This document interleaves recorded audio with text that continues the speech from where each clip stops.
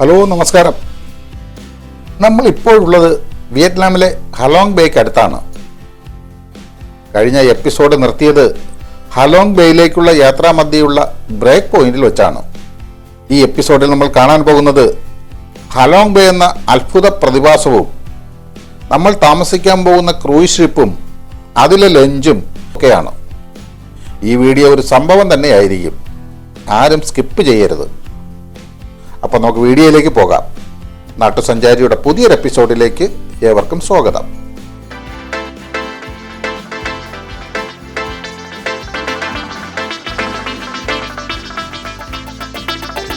Pearl ഫാമും ജ്വല്ലറിയൊക്കെ കണ്ട് ഒന്ന് ഫ്രഷായി വീണ്ടും യാത്ര ആരംഭിച്ചു.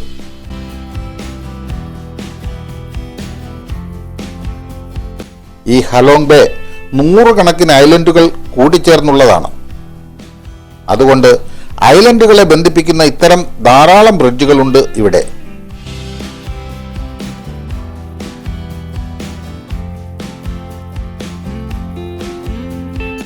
മുകളിലൂടെ ഒരു സീപ്ലെയിൻ പോകുന്നുണ്ട്. അല്ല, ഇവിടുത്തെ ഫിഷർമാൻമാർക്ക് ഇത് ഫിഷിങ്ങിന് തടസ്സമായില്ലേ? നമ്മുടെ നാട്ടിൽ 16 ഫിഷർമാൻമാരുടെ വെൽഫെയർ മാനിച്ച് നമ്മൾ പൊട്ടിച്ച ആ സീപ്ലെയിൻ പദ്ധതി ഓർത്തുപോയി. ഇതാണ് നമ്മളും മറ്റു രാജ്യക്കാരും തമ്മിലുള്ള വ്യത്യാസം.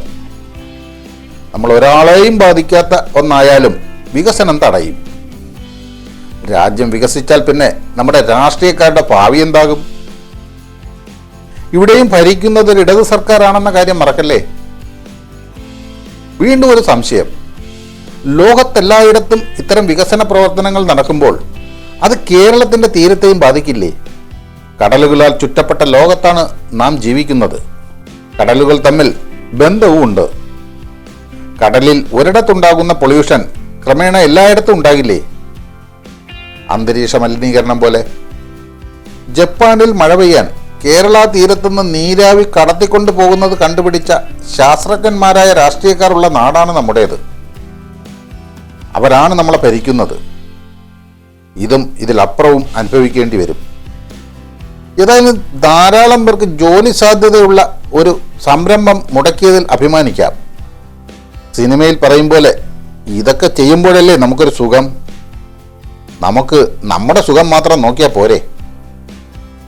ആ സീപ്ലെയിനിന്റെ കാണണ്ടായിരുന്നു ഒരു വൃത്തികെട്ട സാധനം.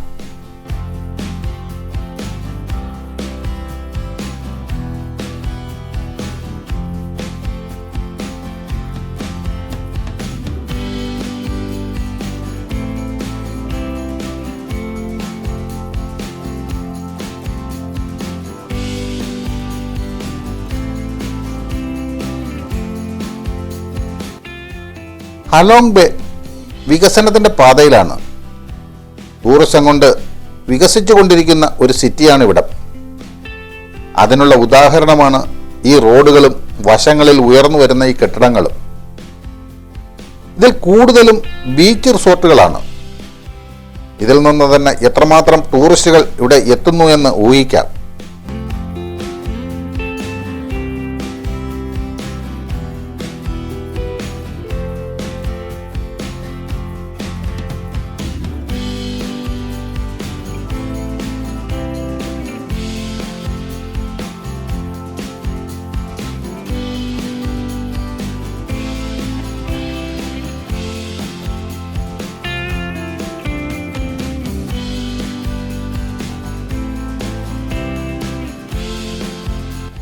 യൂറോപ്യൻ ശൈലിയിലാണ് ഈ വിയറ്റ്നാമിൻ്റെ ഇൻഫ്രാസ്ട്രക്ചർ വികസനം നടക്കുന്നത്. നമ്മൾ ഹലോങ് ബേയിലെ ബോട്ട് ജെട്ടി അടുത്തുകൊണ്ടിരിക്കുന്നു. ബോട്ട് ജെട്ടി വരെയാണ് ഈ ബസ് യാത്ര. തുടർന്ന് ഒരു ചെറിയ ബോട്ടിലാവും നമ്മുടെ യാത്ര.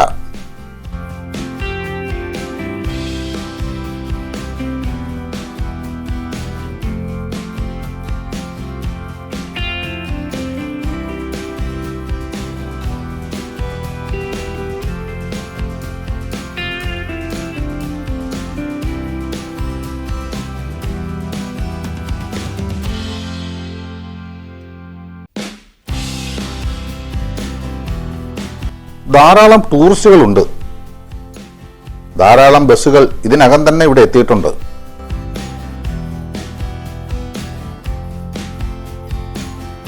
ഈ ഇടതുവശത്ത് കാണുന്നത് ബോട്ട് ജെട്ടികളാണ്.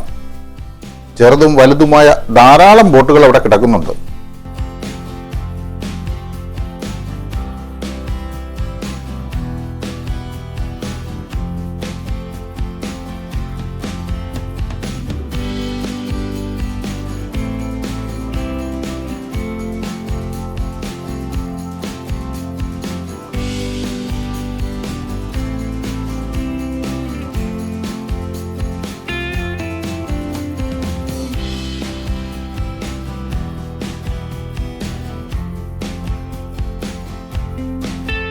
നമ്മൾ ബോട്ട് ജെട്ടിയിലെത്തി. ഇത് നമ്മൾ യാത്ര ചെയ്യാൻ പോകുന്ന ക്രൂയിസ് ഷിപ്പ് കമ്പനിയുടെ പ്രൈവറ്റ് ബോട്ട് ജെട്ടിയാണ്. ഇതുപോലെ ധാരാളം പ്രൈവറ്റ് ജെട്ടികൾ ഇവിടെയുണ്ട്. ചില ക്രൂയിസ് ഷിപ്പ് കമ്പനികൾ ഇവിടെ നിന്ന് തന്നെ ടൂറിസ്റ്റുകളെ ഷിപ്പിൽ കയറ്റും. കൂടുതൽ കമ്പനികളും ടൂറിസ്റ്റുകളെ ഇവിടെ നിന്ന് ചെറിയ ബോട്ടുകളിൽ കയറ്റി നടുകടലിൽ നങ്കൂരമിട്ടിരിക്കുന്ന ഷിപ്പിലെത്തിക്കും. ഇവിടെ നിന്ന് ആ കാണുന്ന ചെറിയ ബോട്ടുകളിലാവും നമ്മൾ പോകുന്നത്. കണ്ടോ എത്രമാത്രം ഷിപ്പുകളും ബോട്ടുകളുമാണ് ഇവിടെ park ചെയ്തിരിക്കുന്നതെന്ന്.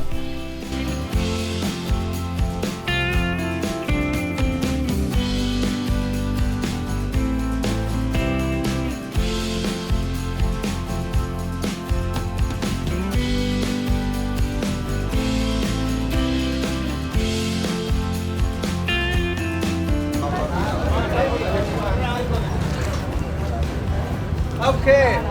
Chalo, chalo. Chalo. Chalo, chalo. നമ്മളെ ബോട്ടിൽ കയറാൻ വിളിക്കുകയാണ്. ഹിന്ദിയിലാണ് വിളി. ഇയാളാണ് ഇനി നമ്മളെ നയിക്കുന്നത്.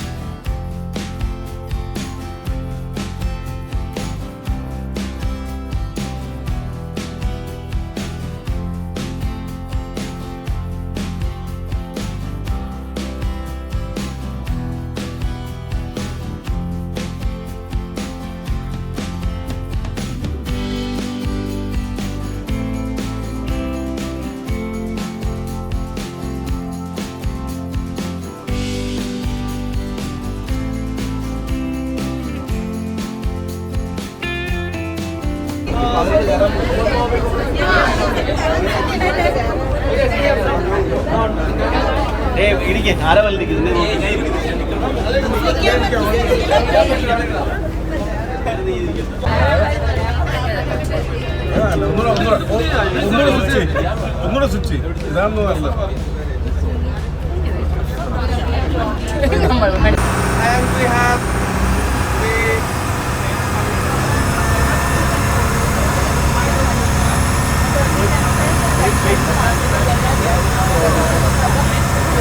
up to the third floor for welcome drinks and get the cold towels. And then I do very quick briefing about the safety regulation on the cruise. And then you can start lunch. And during lunch we will handle the key to you. And after lunch you can check in the room to take a rest.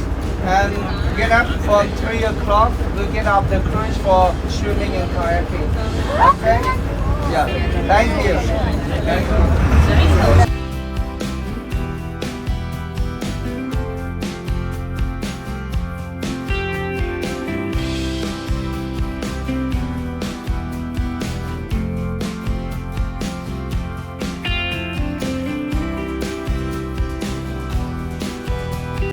പല വലിപ്പത്തിലുള്ള cruise ഷിപ്പുകൾ കാണുന്നുണ്ട്. ചിലത് നങ്കൂരമിട്ടവയും മറ്റു ചിലത് ചലിക്കുന്നവയുമാണ്.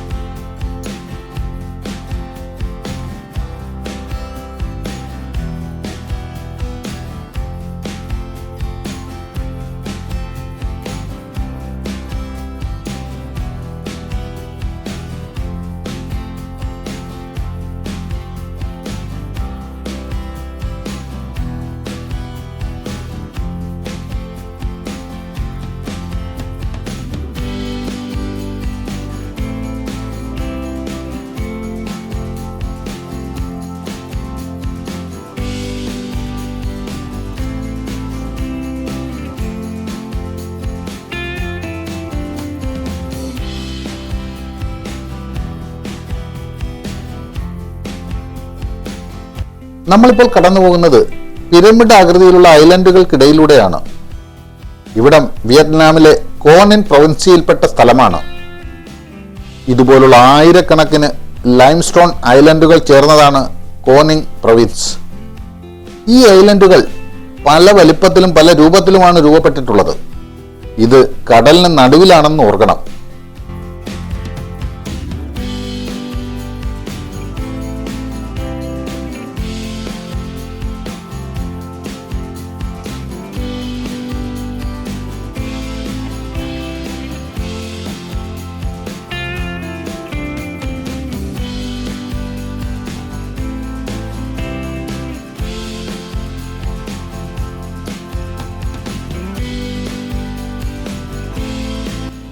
നമ്മൾ നമ്മുടെ cruise ഷിപ്പിനോട് അടുക്കുകയാണ്. ആ കാണുന്ന ഷിപ്പിലാണ് നമ്മൾ ഇനിയുള്ള 24 മണിക്കൂർ താമസിക്കാൻ പോകുന്നത്. മുഴുവൻ സമയം ഷിപ്പിലാവില്ല. ഇവിടെ അടുത്തുള്ള ചില കാഴ്ചകൾ കാണാൻ നമ്മൾ പുറത്തു പോകും. പുറത്തു പോകുന്നത് നമ്മൾ ഇപ്പോൾ സഞ്ചരിച്ചു കൊണ്ടിരിക്കുന്ന ഈ ബോട്ടിൽ തന്നെ ആയിരിക്കും.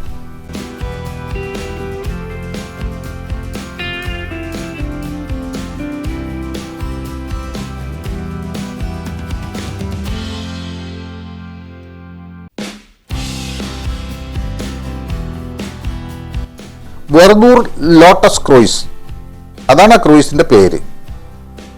നമ്മളെ സ്വീകരിക്കുന്നതിന് ഷിപ്പിലെ ക്രൂസ് മുൻഭാഗത്തു തന്നെ ഉണ്ട്. ക്യാപ്റ്റനും മറ്റ് ക്രൂ മെമ്പേഴ്സുമാണത്. ടാറ്റ പറഞ്ഞാണ് സ്വീകരിക്കുന്നത്. ഇവർ ഇങ്ങനെയാണ് സാധാരണ ഏത് സമയത്ത് കാണുമ്പോഴും പിരിയുമ്പോഴുമെല്ലാം പിഞ്ചാവോ എന്നാണ് അഭിസംബോധന ചെയ്യുന്നത്. അതുപോലെ നമ്മൾ സീ ഓഫ് ചെയ്യുന്നതിന് കാണിക്കുന്ന ടാറ്റയാണ് ഇവർ സ്വീകരിക്കുന്നതിനും സീ ഓഫിനും നൽകുന്നത്.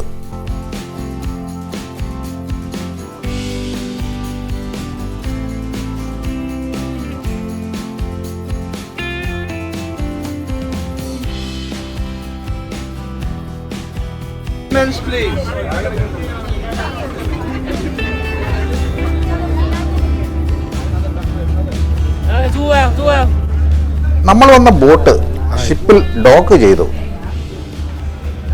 ഇനി ഓരോരുത്തരായി ഇറങ്ങും. സാമാന്യം വലിയൊരു ഷിപ്പാണിത്.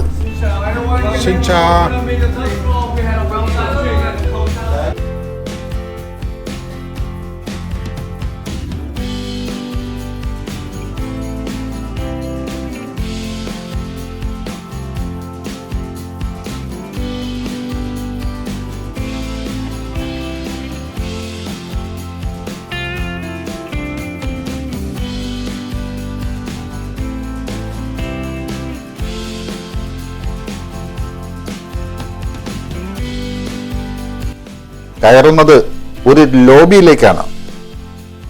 അവിടെ തന്നെ ഒരു ചെക്ക് ഇൻ കൗണ്ടറും ഉണ്ട്.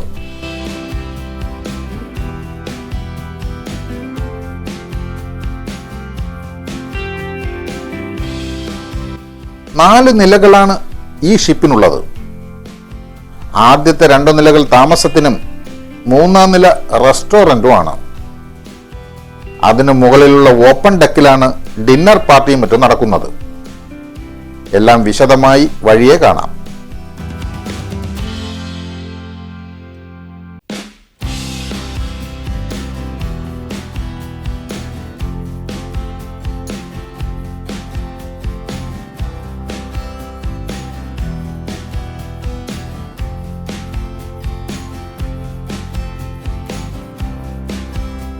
ഇത് 3rd ഫ്ലോറിന്റെ പിൻഭാഗത്തുള്ള ഓപ്പൺ ഏരിയ ആണ്. ഈ ഫ്ലോറിലാണ് റെസ്റ്റോറൻ്റ് ഉള്ളത്. ഇവിടെ നിന്ന് മുകളിലേക്ക് കയറാൻ ഇരുവശത്തും സ്റ്റെപ്സ് ഉണ്ട്.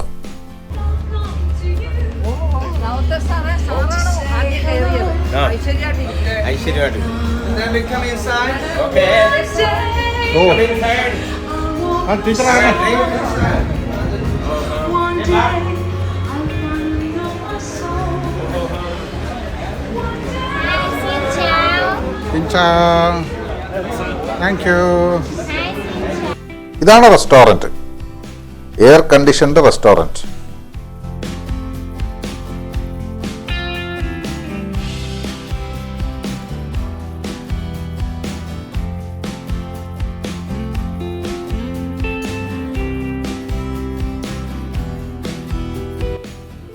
ഈ ഷിപ്പ് 5 സ്റ്റാർ റേറ്റിംഗ് ഉള്ള ഒരു ഷിപ്പാണ്. ഇതിന് മുകളിൽ റേറ്റിംഗ് ഉള്ള ഷിപ്പുകളും ധാരാളമായി ഇവിടെയുണ്ട്. അവ നമ്മൾ വന്ന വഴിയിൽ കണ്ടിരുന്നു, പടുകൂറ്റൻ ഷിപ്പുകൾ.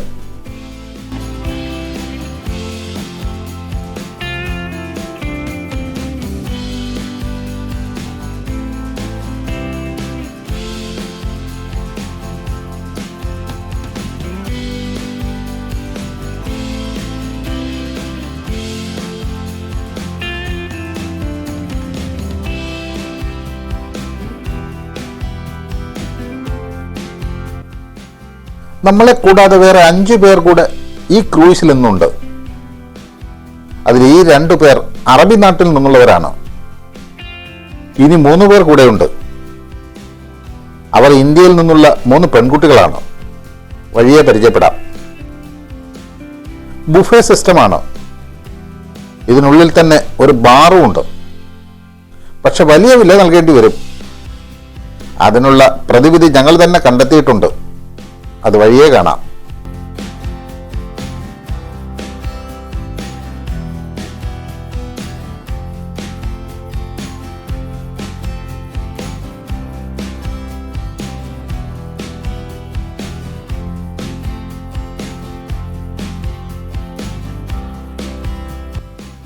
ഇതൊരു ആഡംബര നൗക തന്നെയാണ്. കടലിന് നടുവിലാണ് നമ്മൾ ഉള്ളതെങ്കിലും ആ ഫീലല്ല ഇവിടെ നമുക്ക് അനുഭവപ്പെടുന്നത്. ലാൻഡിൽ തന്നെയുള്ള ഒരു 5 സ്റ്റാർ റെസ്റ്റോറൻറ്റിൽ ഇരിക്കുന്ന പ്രതീതി.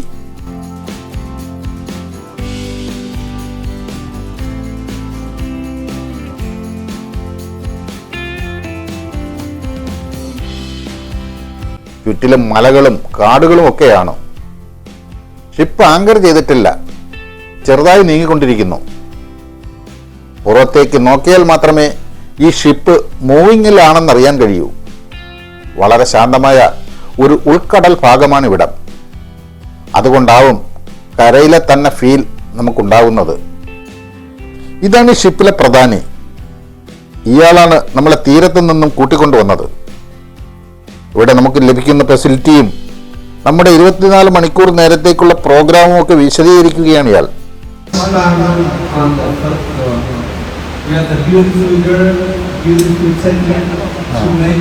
The massage. So I hope you realize with the books of massage on doing in the spa room. Sometimes if you want doing your room, you can arrange the massage staff to come to do in the room with your kid. And on the second floor, we have all accommodation on the second floor. The first and the second floor, all the accommodation. And here on the first floor, we have the dining rooms where we serve you lunch, dinner, breakfast, and the brunch. And outside the dining room, we have the karaoke room. Sometimes we play Indian music, disco music. You can dance, you can sing karaoke, and hope you enjoy that. And out there, we also have the one public restroom. You can wash your hands there. You can use for the happy room, and don't need to go down to the room sometimes. And on the 4th floor from the karaoke room there, you have the staircase will lead you to the top. Okay? And in your room, every room you set up 2 bottles of complimentary water in the room. Like one person to get 1 free bottle of water in the room. And tea and coffee we offer in the room as well. And sometimes you can enjoy the tea and coffee in your room. And every room we have the balcony, so you can stay there, enjoy the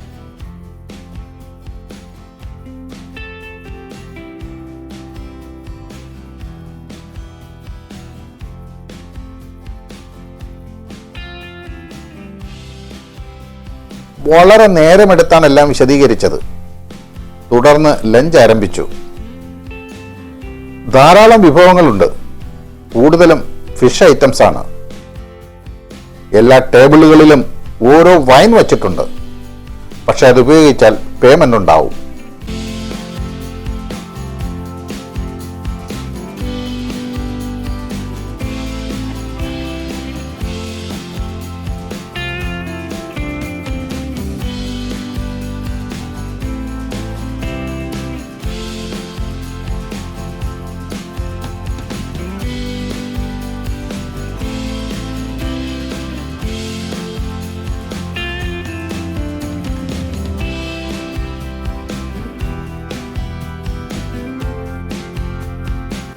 ഇത് ഈ ഫ്ലോറിൽ തന്നെയുള്ള open ഏരിയയാണ്. ഇതിലൂടെ നടന്നാൽ ഈ ഷിപ്പിന്റെ ചുറ്റിലുമുള്ള മുഴുവൻ കാഴ്ചകളും കാണാം. നല്ല ക്ലൈമറ്റ് ആയതിനാൽ നല്ല വിഷ്വൽസ് ആവും കിട്ടുക എന്ന് തോന്നുന്നു. അതൊരു ആഡംബര ക്രൂസ് ഷിപ്പാണ്. നമ്മൾ യാത്ര ചെയ്യുന്ന ക്രൂസ് ഷിപ്പിന് മുകളിലുള്ള സ്റ്റാർ റേറ്റിംഗിൽ ഉണ്ടാവും. അതിന് കുറഞ്ഞതൊരു 7 സ്റ്റാർ എങ്കിലും ഉണ്ടാവും. ഈ ചുറ്റിലും കാണുന്നത് പോലുള്ള ചെറുതും വലുതുമായ 1969 ദ്വീപുകളുണ്ട് ഈ ഹലോങ് ബേയിൽ. ഈ ദ്വീപുകളെല്ലാം കൂടെ ആകെ വിസ്തീർണം 1553 സ്ക്വയർ കിലോമീറ്റർ ആണ്. ഇവയിൽ മിക്കവയും ലൈം സ്റ്റോണുകളാൽ ഉണ്ടാകപ്പെട്ടവയാണ്. ഈ ദ്വീപുകൾ മിക്കവയും വൃക്ഷനിബിഡമാണ്. 500 മില്യൺ വർഷങ്ങൾ കൊണ്ടാണ് ഇവ രൂപപ്പെട്ടതെന്നാണ് അനുമാനം. ഭൂമിയിലുണ്ടായ വിവിധ കാലാവസ്ഥയും പ്രകൃതി സംഭവ വികാസങ്ങളും കൊണ്ട് രൂപപ്പെട്ടവ. ഇവിടുത്തെ കാടുകളിൽ മാത്രം കണ്ടുവരുന്ന 14 തരം സസ്യജാലങ്ങളും 60 തരം ജന്തുജാലങ്ങളുമുണ്ട്. ആയിരക്കണക്കിന് വർഷം മുമ്പ് തന്നെ ജനവാസമുണ്ടായിരുന്ന ഒരു പ്രദേശമാണ് ഇവിടം. നമ്മുടെ ഷിപ്പ് ഇപ്പോഴും ചലിച്ചുകൊണ്ടിരിക്കുകയാണ്. വളരെ സാവധാനത്തിലാണ് സഞ്ചാരം. എല്ലാ മലകളുടെയും അടിഭാഗത്ത് വെള്ളത്തിന്റെ സമ്മർദ്ദത്താൽ ഹോളുകൾ രൂപപ്പെട്ട നിലയിലാണുള്ളത്. ചിലത് വലിയ ഗുഹയായും രൂപാന്തരപ്പെട്ടിട്ടുണ്ട്. അവയിലൊന്ന് കാണാൻ നമ്മൾ നാളെ പോകും.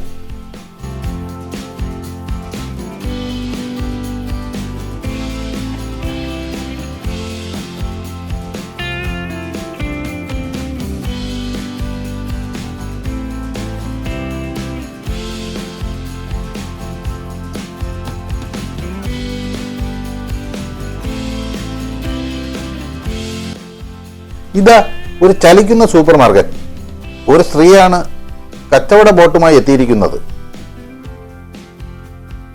ഇവർ ക്രൂസ് ഷിപ്പുകൾ അടുത്ത് എത്തി ജനാല വഴി ആവശ്യക്കാർക്ക് സാധനങ്ങൾ വിൽക്കും. പക്ഷെ അനധികൃത കച്ചവടമാണ്. ഷിപ്പുകാരുടെ മൗനാനുവാദത്തോടെയുള്ളതാവണം. മദ്യമടക്കം എന്തും കിട്ടും. പക്ഷെ ക്രൂസ് ഷിപ്പിന്റെ നിയമപ്രകാരം പുറത്തുനിന്നുള്ള മദ്യമോ ഭക്ഷണ സാധനങ്ങളോ ഈ ഷിപ്പിൽ കയറ്റാൻ പാടില്ല എന്നതാണ്. അവർ നങ്കൂരമിട്ട ഷിപ്പുകൾ ലക്ഷ്യമാക്കി പോവുകയാണ്. നമ്മുടെ ഷിപ്പ് ഇപ്പോഴും മൂവിംഗ് ആണ്.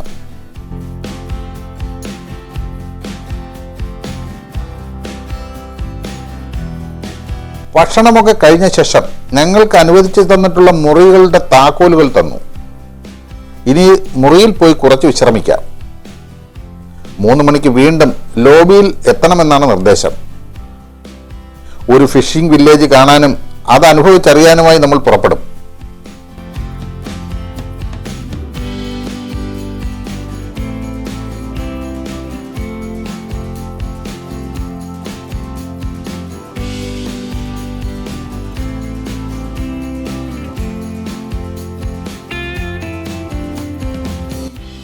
നമ്മൾ ഇങ്ങോട്ട് വന്ന അതേ ബോട്ട് ഇതിന്റെ പിന്നിലായി അവിടെ ഡോക്ക് ചെയ്തിട്ടുണ്ട്.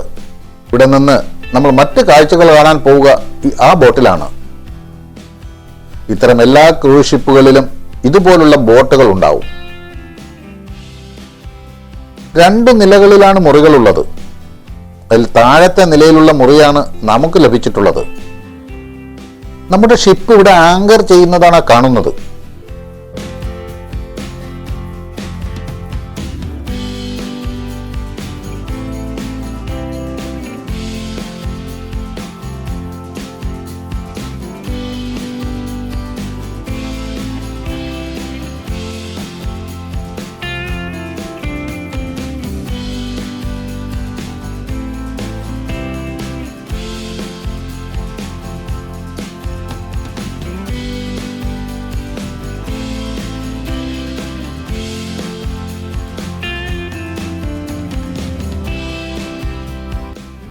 ഒരു പാസേജിന്റെ ഇരുവശത്തുമായാണ് റൂം ഒരുക്കിയിട്ടുള്ളത്.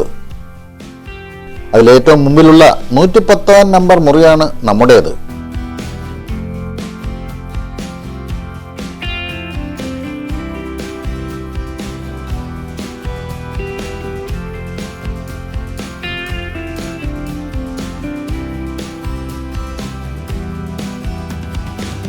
നല്ല ഭംഗിയും വൃത്തിയുമുള്ള മുറി, വളരെ വിശാലമായ മുറി. ചുറ്റും കാണാവുന്ന തരത്തിൽ ഗ്ലാസ് വിൻഡോകളുണ്ട്. വശത്തെ ജനാലക്കറ്റം നീക്കിയാൽ കാണുന്ന കാഴ്ച ഇതാണ്.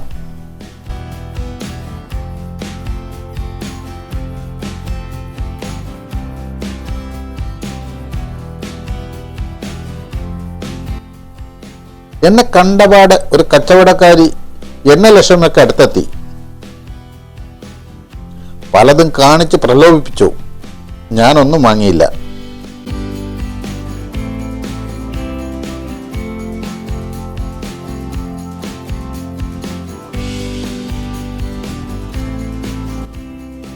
ഇതാണ് വാഷ്റൂം. ഒരു അടിപൊളി വാഷ്റൂം. വേണമെങ്കിൽ കിടന്നുറങ്ങാം. അത്ര വലുപ്പവും വൃത്തിയുമുണ്ട്.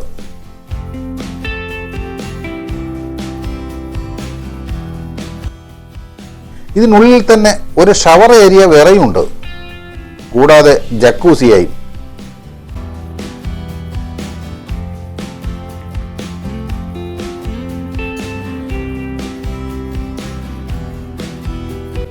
ഈ എപ്പിസോഡ് ഞാൻ ഇവിടെ അവസാനിപ്പിക്കുന്നു. ചാനൽ ഇതുവരെ സബ്സ്ക്രൈബ് ചെയ്യാത്തവർ ദയവായി സബ്സ്ക്രൈബ് ചെയ്യണേ. ഒപ്പം ആ ബെൽ ഐക്കൺ കൂടി ആക്ടിവേറ്റ് ചെയ്താൽ നമ്മുടെ വീഡിയോസ് നിങ്ങൾക്ക് നോട്ടിഫിക്കേഷനായി ലഭിക്കും. ഈ വീഡിയോ ഇഷ്ടമായാൽ ലൈക്ക് ചെയ്യാനും മറ്റുള്ളവർക്ക് ഷെയർ ചെയ്യാനും മടിക്കല്ലേ. അടുത്ത എപ്പിസോഡിൽ കാണുന്നതുവരെ ഗുഡ് ബൈ.